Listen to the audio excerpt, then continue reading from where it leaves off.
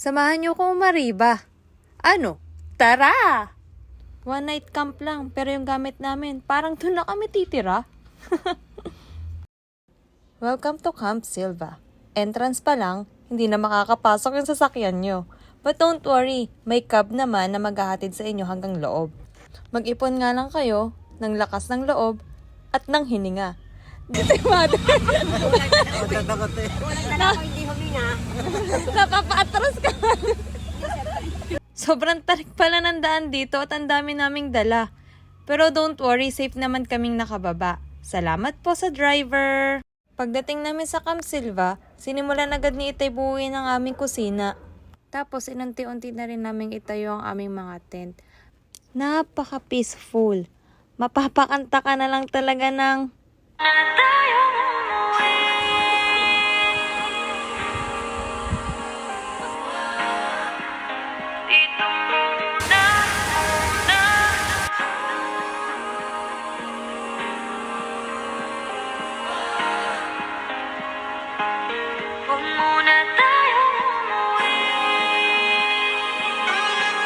Huwag muna tayong umuwi, please.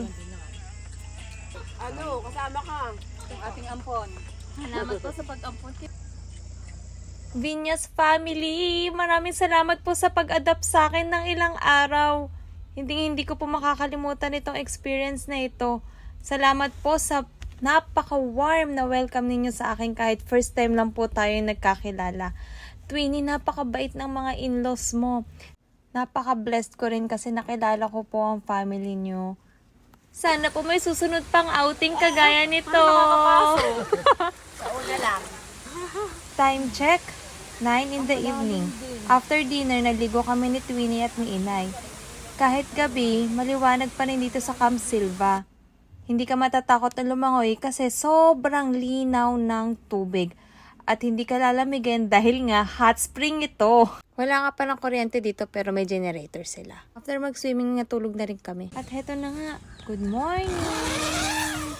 My love, so sweet. Ang asawa ko, kasama ko rin. Baka magtampo tapos din ako payagan sa susunod. Love you! Early in the morning, maliligo sana kami. Pero tingnan nyo, nililinis pala nila to. Ganito siya nang walang tubig. Tapos kahapon, ganito nung may tubig siya. Talaga masasabi mong napakalinis ng running hot spring na ito. Ayun, nag-decide na lang kami na lumipat sa kabilang pool kasi dalawa yung pool dito. Pinagswimingan namin kagabi, yun yung nililinis. Yun daw yung original. Tapos itong pinagswimingan namin ngayon, ito daw ay bagong gawa na. Still, same lang din sila ng bukal na pinagmumulan. At tingnan nyo naman, napakalinaw. Ine-enjoy na namin ang hot spring kasi maya-maya lang ay magpa-pack up na rin kami.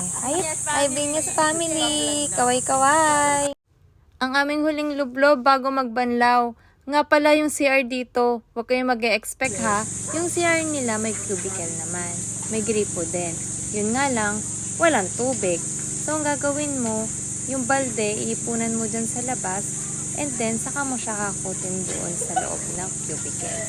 So, ang ginawa namin ni Twinnie para hindi na kami maghakot dahil napaka-hassle nun, dyan na lang kami sa labas na ligo. Saka nakita namin yung iba na ganun din yung ginagawa kasi dyan sa labas, tuloy-tuloy lang yung daloy ng tubig sa gripo. May mga open kubo sila dito, saka may mga closed kubo. Pero ang CR, common CR lang talaga. Kung cowboy ka, hot spring ang hanap mo. Camp Silva, mag-e-enjoy ka talaga dito, promise. Nagluto muna ng champorado with gatas ang aking Twinnie bago kami umuwi. Nakapag-pack up na pala kami ng tent. Maghahakot na lang kami ng gamit palabas ng Camp Silva. Bago umuwi, dumaan muna kami sa bahay ng mga in-laws ni Twinnie. Oh my God, only videoke. Kunyari nahihiya ako pero maya-maya nasa akin na yung mic. At eto na nga, simulan na natin bago pa tayo batuhin ng mga kapitbahay nila.